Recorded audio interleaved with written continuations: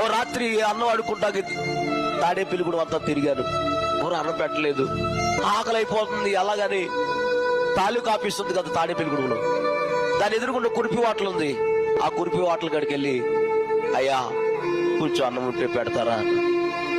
ఆయన అన్నాడు, 5 రూపాయలు ఇవి పెడతానన్నారు. డబ్బులు లేవండి, నేను అడుక్కున్న వాడినండి, కొంచెం అన్నం పెట్టండి అయ్యా అన్నాను. డబ్బు కొద్ది పెట్టనన్నారు.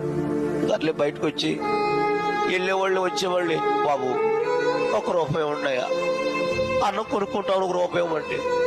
ఎవరు ఇవ్వలేదమ్మా. 10ంటికి గడ్డి వెళ్తారు, రాత్రి 10 గంటలకి.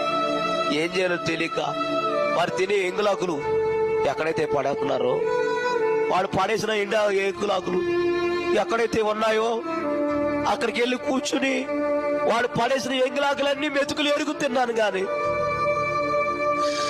కడుపు నిండలేదండి. అప్పుడు